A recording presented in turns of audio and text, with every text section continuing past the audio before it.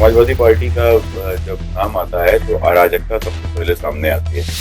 Samajwadi party किस प्रकार से ब्राह्मणों को गाली दे रही थी, कांग्रेस का राहुल जिस प्रकार से बातें करता घूम रहा है, ये क्या ब्राह्मणों को नहीं दिखता है क्या? धमकी कमजोर लोग देते हैं, धमकी वो देता है जो कुछ कर नहीं पाता है। तो हम लोगों में वो है ना, सियानी बिल्ली खंबा नोचे। अतिक्रमण की दरगाह है तो कोई नहीं बोलेगा, मंदिर है तो गिरा दिया जाएगा। तो खुद अपने आप को क्रिश्चियन बोलता हो, जनेऊ पहनकर वो अपने आप को ब्राह्मण बताता हो, तो ऐसे लोग जिसका कोई पता नहीं है कौन है, क्या है, कहाँ का है। क्या हमारे देश में सांसद विधायक कोई बाहर का आदमी चुनेगा क्या? हमारी विपक्ष केवल उन्हीं मुद्दों पर आता है जिन मुद्दों पर वो बोल पाता है। आज तक कोई आया, उस लड़की के साथ बलात्कार हुआ, आज तक आया कोई चंद्रशेखर आए, कोई अखिलेश यादव ने कोई मुद्दा उठाया? तो ये कभी उठाएंगे ही नहीं। यूपी में सियासत का दौर जारी है। ऐसे में आज हमारे साथ फार्म पर बात करने के लिए हमारे साथ कन्नौज के पूर्व सांसद सुब्रत पाठक मौजूद हैं। आज तमाम सवालों के जवाब देने के लिए मौजूद है। सांसद जी, पहला सवाल, यूपी में ब्राह्मण राजनीति काफी गरमाई हुई है। ऐसे में पंकज चौधरी भी नाराज हुए थे, क्या लगता है आपको? नहीं देखो, आप गलत तौर पर गलत बातों को लेकर जा रहे हैं।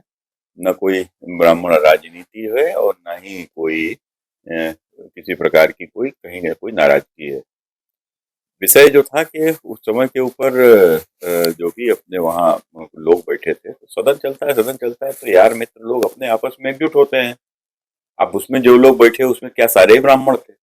अगर सारे भी ब्राह्मण थे तो अगर आपस में मित्र थे तो इसमें बुराई क्या है? कोई सदन होता था, हम लोग भी संसद में होते थे, सदन समाप्त होने के बाद में आपस में हम लोग बैठते ही थे। कोई किसी के घर पे कभी कोई पार्टी रखता था, कहीं कोई अपने किसी के घर पर हम लोग बैठे, कहीं चाय हो रही, कहीं कुछ हो रही। तो ये कुल मिलाकर ये तो एक दौर होता है, चलता रहता है। हाँ, लेकिन ये है कि भारतीय जनता पार्टी एक राष्ट्रवादी पार्टी है, एक विचारधारा की पार्टी है, और यहाँ के ऊपर जाति की कोई गोलबंदी यदि करता है तो वो गलत है। और यदि उससे जाति की गोलबंदी होगी तो स्वाभाविक रूप से बहुत सी जातियां ऐसी होती हैं कि जिनका कोई ना विधायक होता है, ना सांसद होता है। अब यदि कोई विधायक बनता है, सांसद बनता है, क्या कोई एक जाति से बन जाता है क्या? मैं सांसद था तो क्या मैं कोई एक जाति से ही सांसद बन गया था क्या? और जातियां में सांसद में हमको वोट नहीं दी थी क्या? तो बहुत सी जातियां ऐसी होती हैं जिनका अपना सांसद होता है, ना अपना विधायक होता है, और फिर उनका प्रतिनिधि यदि केवल जाति की ही बात करता है तो स्वाभाविक है कि ऐसे लोगों को फिर बुरा लगता है। तो उस दृष्टि से भारतीय जनता पार्टी में कोई जाति की गोलबंदी का कोई स्थान नहीं है, और मैं समझता हूँ कि दोनों ही अपने अपनी जगह पर ठीक थे। 27 के चुनाव को लेकर अखिलेश का बयान आया कि इस भाजपा 27 में साफ हो जाएगी कि जिस तरह से 24 में सपा ने 37 सीटें ली, ऐसे उत्तर प्रदेश 27 में सपा की सरकार बनेगी। देखो, 2017 के बाद से लगातार अखिलेश जी मुख्यमंत्री बनने का ख्वाब देख रहे हैं। उनको लगता था 22 में बन जाएंगे, नहीं बने तो उनको लग रहा है 27 में बन जाएंगे। तो कुल मिलाकर वो बन जाएंगे, तो आखिर किस आधार पर आपने किया क्या था? तो स्वाभाविक है कि जब समाजवादी पार्टी का जब नाम आता है तो अराजकता सबसे पहले सामने आती है। और जब एक उनका शासन जब होता है तो सब ये दंगा फसाद, लूट मार, हत्या, अपहरण, बलात्कार, इनकी एक भरमार सी आ जाती है। गुंडे अपराधी वो किसी प्रकार से वो थाने पर हावी होते हैं। हर जिले में एक माफिया होता है, और माफिया की स्थिति ये हो जाती है, गांव गांव माफिया पनपने लगते हैं।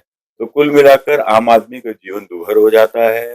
न गाय सुरक्षित, न बेटी सुरक्षित, इस प्रकार की स्थिति होती है। शाम को 5 बजे के बाद महिलाओं की सड़कों के ऊपर उपस्थिति बंद हो जाती है। आदमी 6 बजे के बाद जिस प्रकार से अंधेरा होते ही लोग अपने घरों में चले जाते थे, रोड पर सन्नाटा हो जाता था। तो वो सब दौर याद है। तो वो सब जानबूझकर भी वो दौर कौन वापस लाना चाहेगा?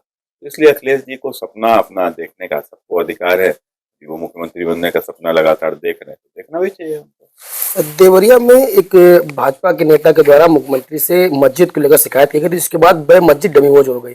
अब उनको धमकियां मिल रही हैं, क्या लगता है आपको? देखो, धमकी कमजोर लोग देते हैं।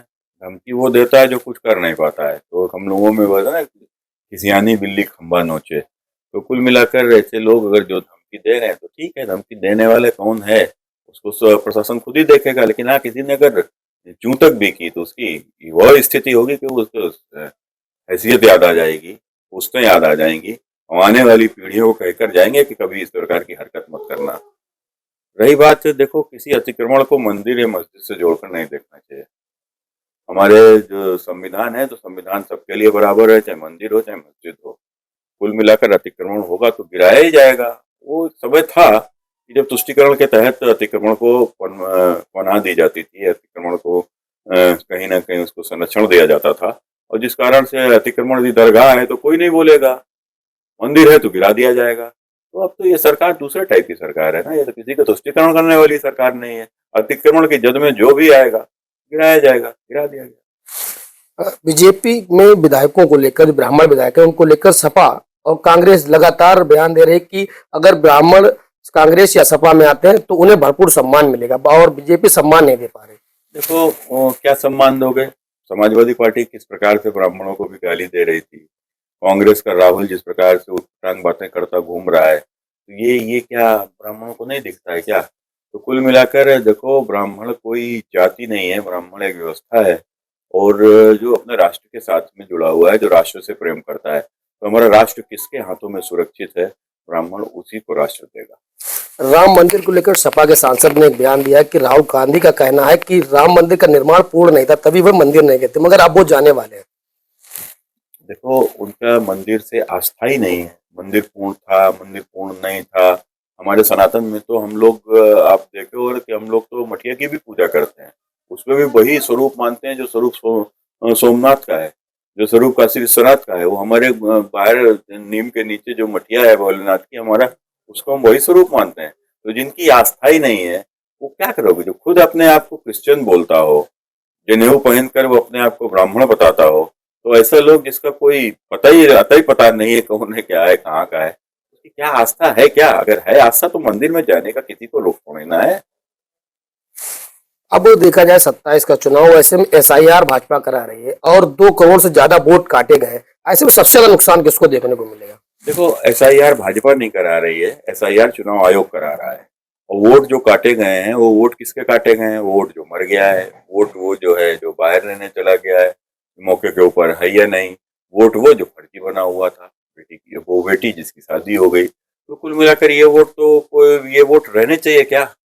और फिर सबसे बाद इसके अलावा जो वोट रोहिंग्या आ गया, बांग्लादेशी आ गया, जिसकी पहचान ही नहीं है, और इससे लोग गायब हो गए वोटर लिस्ट से, तो कहाँ चले गए? तो वो कुल मिलाकर वो ऐसे लोग अगर वोटर लिस्ट से बाहर हो रहे हैं, तो इसमें किसको किसको पीड़ा हो रही है, क्यों पीड़ा हो रही है? क्या हमारे देश में सांसद विधायक कोई बाहर का आदमी चुनेगा क्या?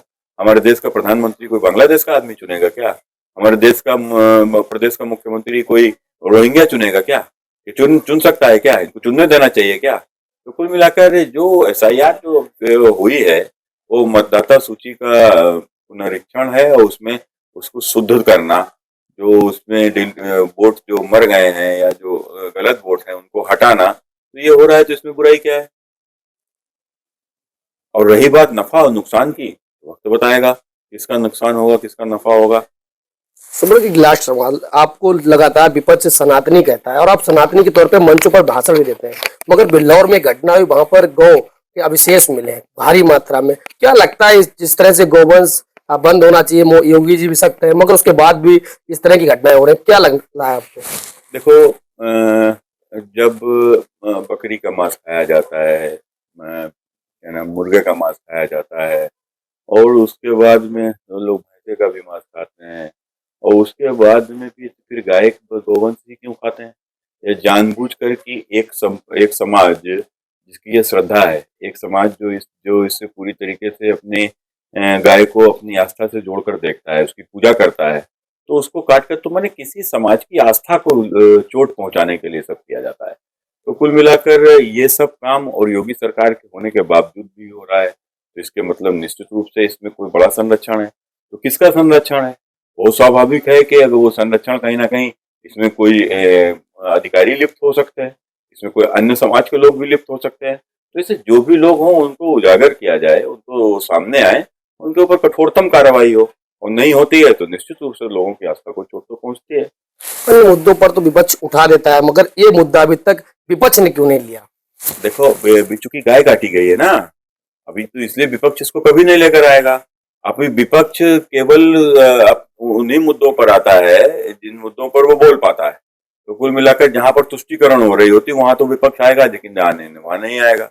मसलन अभी अभी हमारे कन्नौज में हम देख रहे थे एक लड़की जो कि अनुसूचित समाज से आती है, उसको एक मुस्लिम नाम बदल कर उसको प्रताड़ित करता है, उसको उसको उसको पहले उसको प्रलोभन देता है, फिर उसको लव जिहाद के चंगुल में फंसाकर उसको धर्म परिवर्तन कराने का कुछ प्रयास करता है। उसके बाद वो लड़की को जब पता चलता है तो वो उसकी शिकायत करती है, उसके ऊपर कार्रवाई होती है, वो जेल भेजा जाता है। आज तक कोई आया, उस लड़की के साथ बलात्कार हुआ, आज तक आया कोई? चंद्रशेखर आए? कोई अखिलेश यादव ने कोई मुद्दा उठाया? तो ये कभी उठाएंगे ही नहीं, कभी नहीं उठाएंगे। बांग्लादेश में जो जिनकी रोज हत्या हो रही है वो लोग कौन है? अनुसूचित वर्ग के लोग हैं। मारने वाले कौन लोग हैं? मुस्लिम समाज के इस्लामिक कट्टरपंथी लोग हैं। कोई आवाज नहीं उठाएगा, कोई मुद्दा नहीं उठाएगा। तो इनको तो जहां अपनी सुविधा के अनुसार ये लोग मुद्दा उठाते हैं, वो भी जहां तुष्टिकरण होता है। धन्यवाद नेताजी। हमारे साथ कन्नौज के बीजेपी पूर्व सांसद सुब्रत पाठक आज मौजूद थे। आज एशियन न्यूज के डिजिटल प्लेटफॉर्म पर तमाम सवालों के जवाब दिए। कन्नौज से शिवम सैनी की रिपोर्ट।